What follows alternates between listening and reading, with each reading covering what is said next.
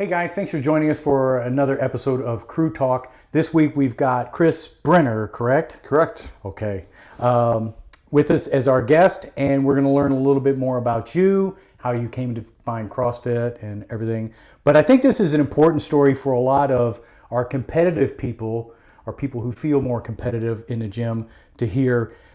Chris started off like a lot of us do, thinking that going harder was the only way to improve. But after a little bit of an injury and kind of dealing with that and a long recovery, he learned that the real key to progress is knowing when not to push.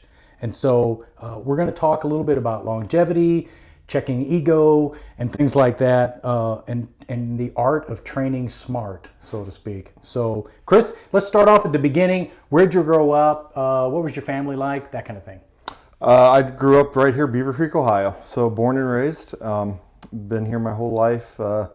Went to Fairbrook Elementary School and then Ankeny and then into Beaver Creek High School and ended up transferring to Carroll my senior year. But mom and dad were great. Went to all my sporting events and everything, and so that was fun. And one older brother who was always a little bit more athletic than me and a little bit stronger and kind of that frustrating person you could never catch. Yeah. So, yeah. So, how much older is your older brother? 18 months. 18 months. Oh, okay, so you're pretty close. Yeah. All right. So always within striking distance, never able to catch. Yeah, I had an older brother that was about 2 years older than me, and yeah, he could always outdo me in everything. Yep. Yeah. So, but it was cool. We were still super close. You and your brother really close, or? We are now. Okay. So yeah, there's a time in high school where we just did our own separate things for the most part and didn't really interact too much. And okay. So, but yeah, we've been getting closer and closer. He still lives in Beaver Creek, and yeah, we're real close now. That's cool. So yeah. What did your dad do? So he owned Jack's Aquarium and Pets. Oh, okay. So yeah, so we had 34 stores and big e-commerce business for a while. Yep. So yeah, but that's what he did. So And grew up working there and sweeping the warehouse, feeding the dogs, cleaning up after them, all that fun stuff. Really? So you worked like in the tanks. family business and stuff? Yeah. So I guess the obvious question, is your dad named Jack? my grandfather. Actually. Your grandfather. Okay. Yes, all right. yes. But fun story, my grandmother actually started it and she kind of named it after him. So she started it breeding guppies in the basement of her house. Well, he was a home builder. He built homes. Mm-hmm. So then they migrated over to that business. So, do you still love animals, or did you grow up loving animals, or? Yeah. I've always been an animal lover. I was one of those kids. I'm going to be a vet when I grow up, type of thing. So yeah, they were always close to my heart for sure. So yeah. So you went to Beaver Creek and then on to Carroll afterwards. Did you go to college after that, or? Yep. I went to Sinclair for 2 years and transferred over to Wright State and finished up at Wright State in MIS and accounting. Okay. So, all right. And then went into the family business for a while, and then my dad ended up selling that, so I got into real estate, and that's kind of what I'm doing today. So, oh, okay. All right. Buying rentals, renting them out, that kind of thing. Yeah. So that's cool. Yeah. Where did you meet your wife? So I met my wife as a freshman in high school. So really? Yeah. So we dated on and off throughout high school. We ended up getting married when I was 20, and we've been together ever since. That's great. Yeah. So, see, I love stories like that. My wife and I met our junior year, and we've been married. Well, it will be 43 years this December. So. Wow. Yeah. Wow. So yeah. hopefully I make it there. So. But I like high school sweethearts. I mean, that's it's come to seem like those things don't work anymore, but they still do. There's still instances, where people get married young and they stay together. There are. Yeah. I guess it's rarer, but Yeah. We had a great relationship in high school, and actually it was funny. I'd break up with her thinking, this is too close. Let's see what else is out there. And then I'd always find my way back to her, and then she'd break up with me, and she'd find her way back to me. So that was kind of the story of our high school. And then we were finally like, this obviously meant to be. Yeah. So, yeah. And how many kids do you have? 2 kids, 22 and 21. So my daughter is at UC. She's 22 in her last year of nursing school down there. And my son's he's getting ready to turn 21 here, January 2nd, and he's off at Butler University studying business, so finance and risk management. So your daughter's going to be an RN? Yep. Okay. Has she picked like a field that she wants to go into, or does she know You yet? know, she just applied for her MBA to the MBA program down there, so she's actually starting those classes her senior year of college. So I don't think she wants to do that her whole life. I think she wants to get a foot in the door, learn the RN concept, and then go into the business aspect of it. It's kind of her ultimate goal. So. Yeah. Well, that's a necessary field, healthcare like that. And healthcare business, the business side of it is just as important. I mean, the back end of it. There's quite a few people in the gym that work in that kind of area. So, yeah. And what about your son? You said he's a butler. A butler in business, right? Yep. What is he? Does he have an idea what he wants to do, or? He does not. He's kind of bouncing around and just he's doing some internships and seeing where things take him. So that's what you should be at 21, right? I Yeah. mean, yeah. I've always encouraged them to pick a path, then change their mind. So, but if you don't have a path, you don't have any goals. Yeah. So Yeah. he's insurance agent or personal finance or working for a bank. He's kind of fielding out all those different concepts to see where he wants to go. That's the thing. When you're 19 or 20 or 21, those are times when you can make a change. You have the luxury to make that decision that, hey, this is not where I want to go. I want to go this way instead. You make those changes then, in a few more years, you get a little bit further down the road. It's not quite as easy then sometimes to do that, Right. It's harder at my age, your age, to change direction.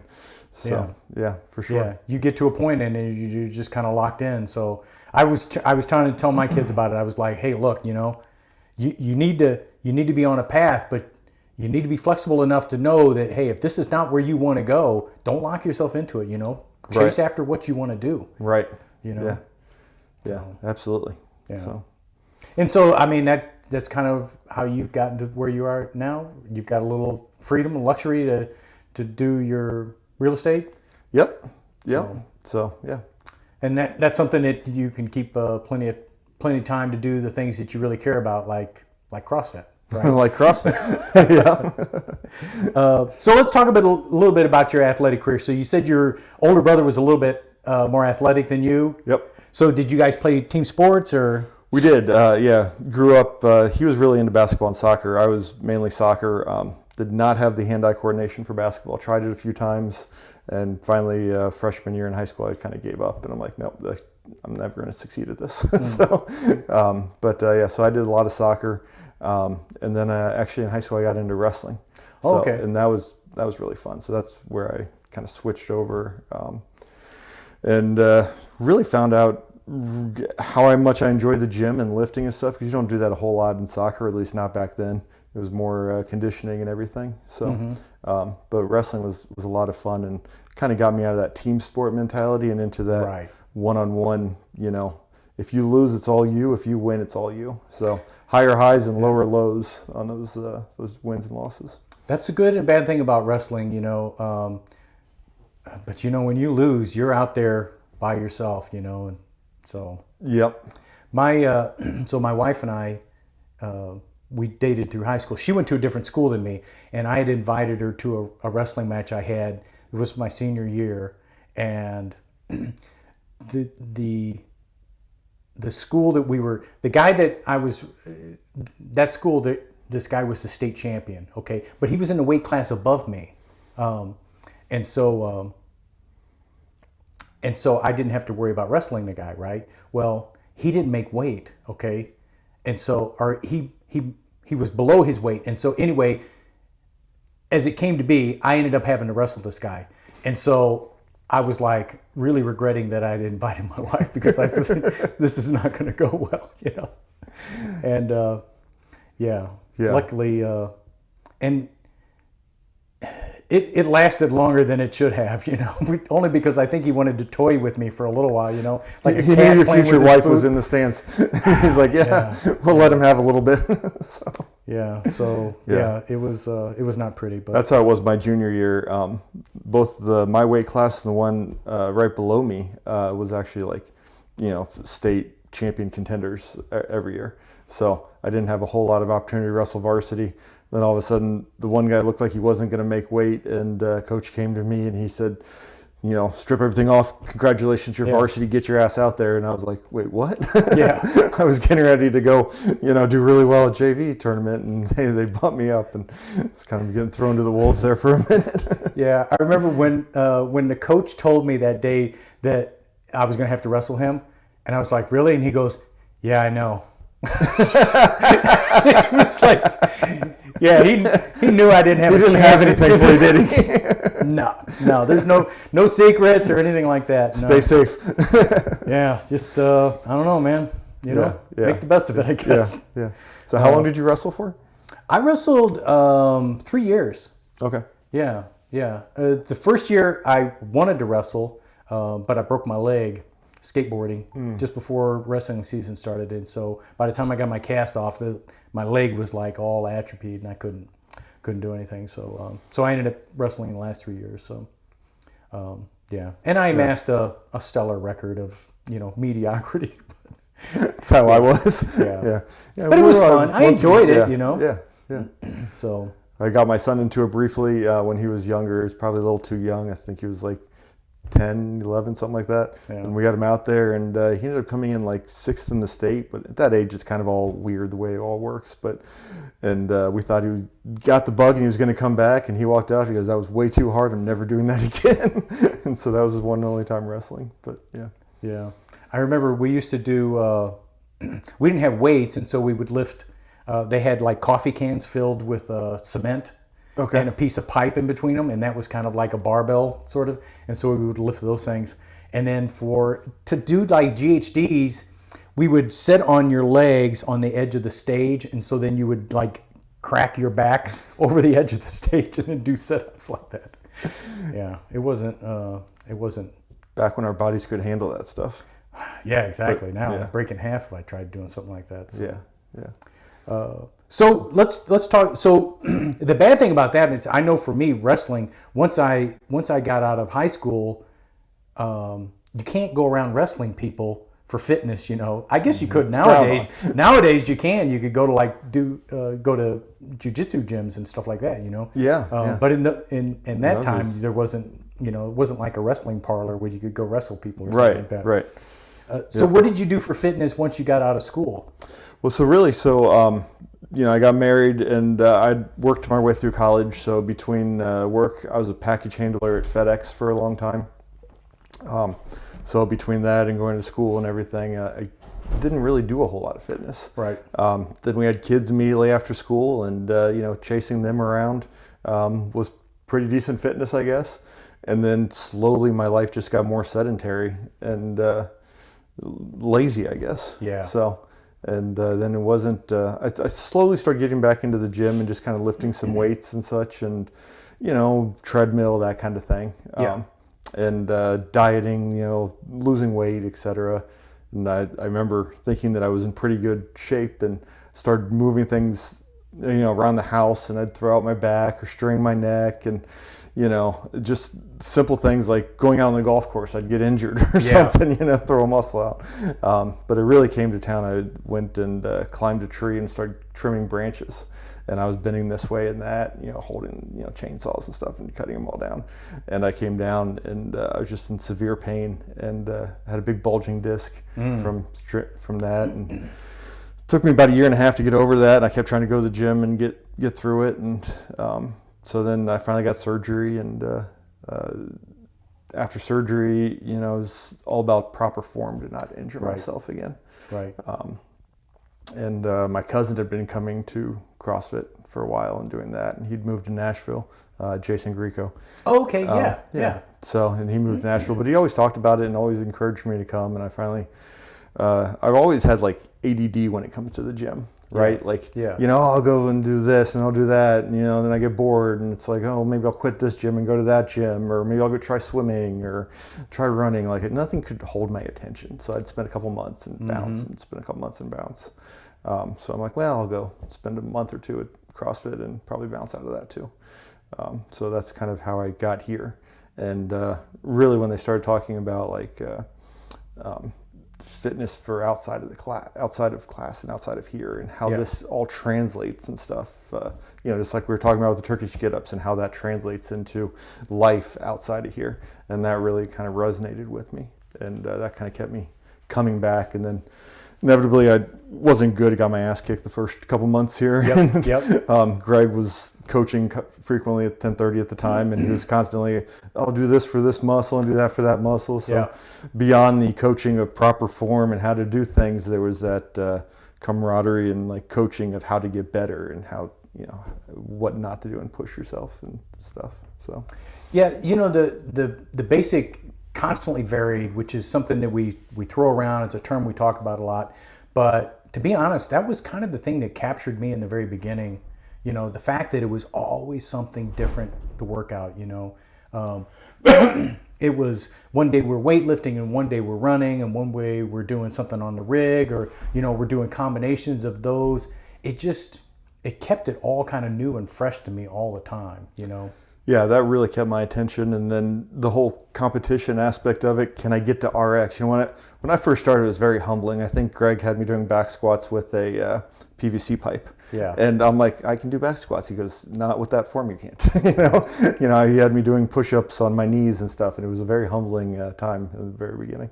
But it paid off. But seeing that progression and that competition level with everybody else, and can I get to the women's RX? All right, can I get to the guys RX?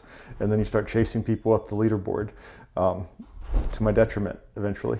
So that's kind of the allure, isn't it? I mean, everybody goes through that, where you get in and generally nobody can RX in the very beginning, and then slowly you begin to get, like, maybe you get a pull-up, and so like now, okay, well, if pull-ups come in for a workout, I can do that part of it RX, or then I can't do the right weight, but then eventually you get to the point where you can do that weight more, and right, so, right. Yeah, and it feels great in the beginning because you feel all these little victories each time when you're able to do those kinds of things for the first time, Yeah. Even things like getting upside down on the wall and stuff, and the handstand push-ups, although I was thrilled when I got my first handstand push-up. Yeah. So that was fun.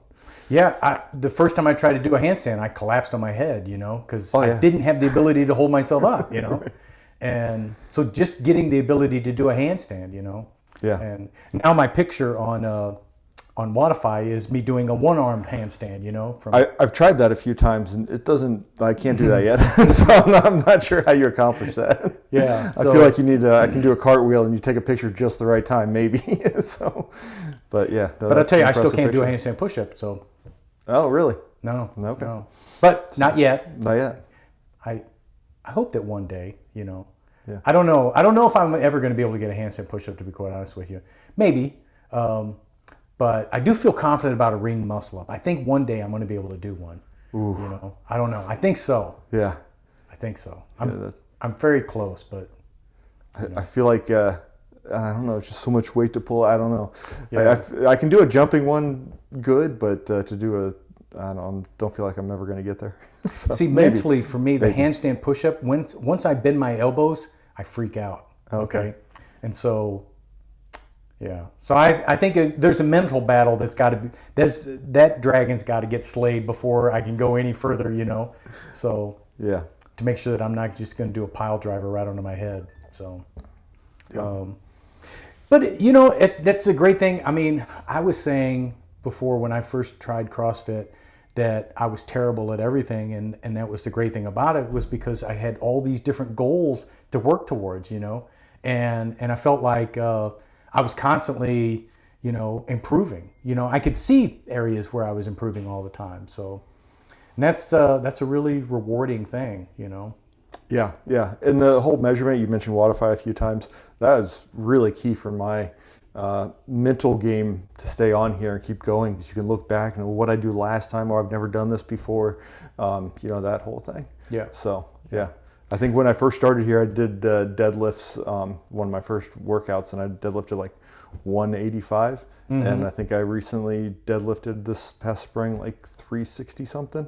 So just a huge jump. Yeah. So, yeah, that's amazing. Yeah. And then invariably you do get to a point where those PRs begin to get further and further apart. Sure. You know?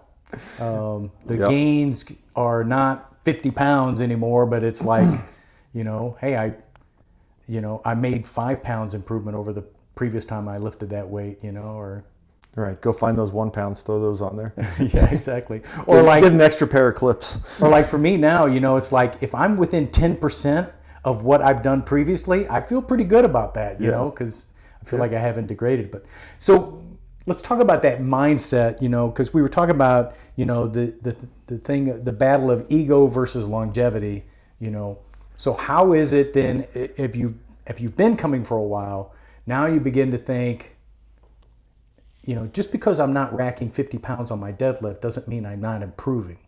Right. I'm not getting better. I'm not still getting fitter.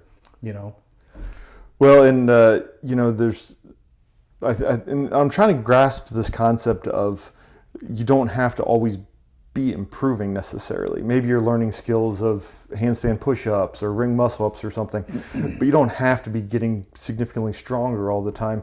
Because I look around, I'm like, I'm stronger than 90% of my friends. Like, what am I actually going for here? Yeah. So trying to find that balance and being okay with that, just coming in here and hitting what I did last time or coming close to what I did last time.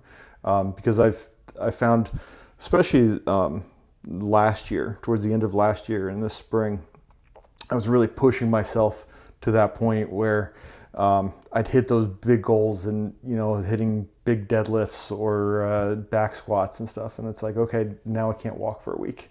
What did I actually accomplish?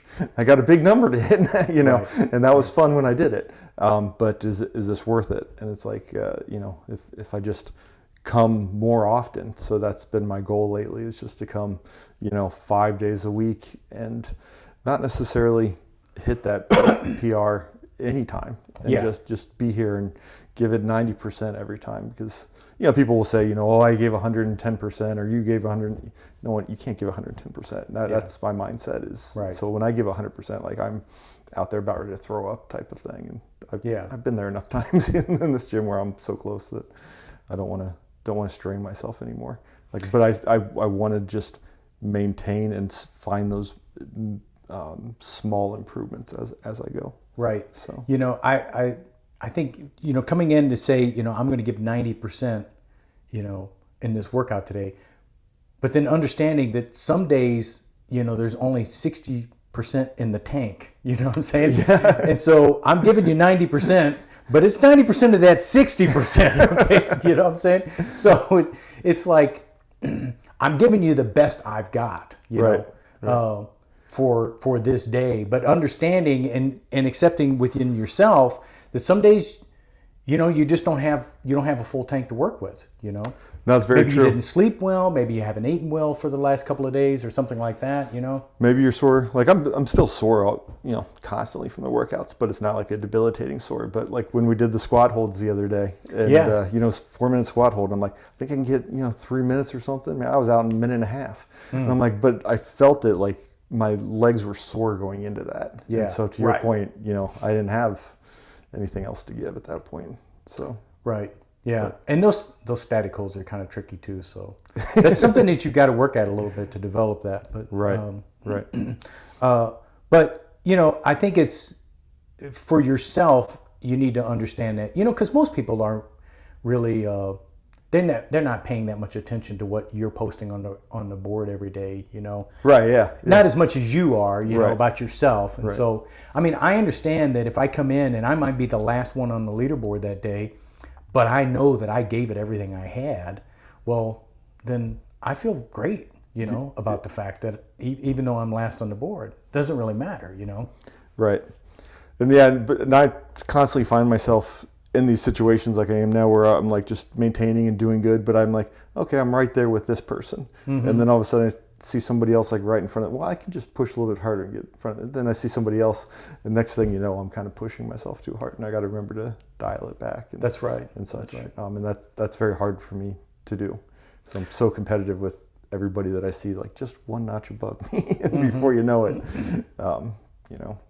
Yeah, it's true, especially like on weights, So, sometimes you get to a point where it's like, I was doing a deadlift recently, and I think I got to 305, and I really wanted to do 315 because I've done 315 a lot in the past, and it's a weight. And then a couple of years ago, I could handle really easily for like multiple reps, and so I got to 305, did that okay, but didn't feel great, and that should have told me this is it, But instead, I tried to push it an extra 10 pounds and, immediately creaky knee and, my back kind of rounded and I couldn't finish the rep. And it was like, I shouldn't even have attempted that, I mean, it was just like, and I was hurt for about a week after that, where I couldn't run really well. And, and it hindered me in a lot of the other training and stuff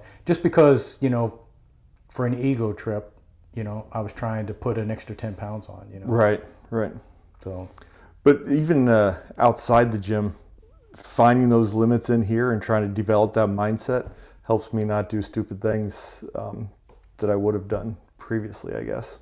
I know if I'm lifting a dishwasher or something, where to go, or, I had to help my nephew in the house the other day after a surgery, and I like, how much do you weigh? Yeah, I can do that, type of thing. But I knew where that limit was and how to address certain things throughout life.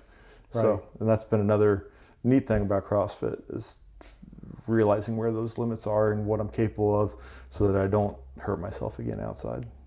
Yeah, I was over helping my son cut down a tree in his backyard one time, and we sawed up a bunch of logs, and so afterwards I was reaching down and I was kind of like twisting this way, and I grabbed the log, and then I started to lift it, and I could feel my back, and I was like, no, wait a second. And then I went over and I straddled it and then pulled my chest up and I reached down and touched it, and I lifted it with good form, and I was like, yeah, before I would have done that and wrenched my back in the process, and Right. and been out of it for a while. So, Yep. yeah, that's why you got to remember sumo deadlift high pull, most functional of all CrossFit movements, because anytime you pick up something like a log or something like that, it looks more like a sumo deadlift high pull than it does anything else, So, Yeah. So you mentioned setbacks. So what has been like the biggest setback you've had in the gym since you've been doing CrossFit? Ooh, like injury, basically. Yeah. I tweaked my knee at one point, and we were doing back squats, I think, or front squats, one of the two, and went too high, and my knee kind of collapsed as I was going, and it just strained it really bad, and that hurt when I was running, hurt really for like 2-3 months. It hurt, and that was probably the biggest one. Recently, that 9/11 workout, I tweaked my shoulder, my rotator cuff, and just went too hard. Had a lot of fun doing it, and didn't feel any pain during the time. But the next day, all of a sudden, I started feeling it. I'm like, oh. But the knee was definitely the biggest issue because that kind of affected me so much outside.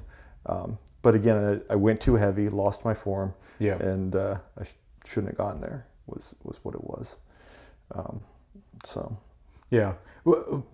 What advice would you have for someone who's just starting off CrossFit then, as far as like, especially in the very beginning of their journey, Oh, listen to the coaches. So, I mean, they'll scale everything for you. Don't try and do things non-scaled. Don't let your ego get in the way. Be okay being humbled.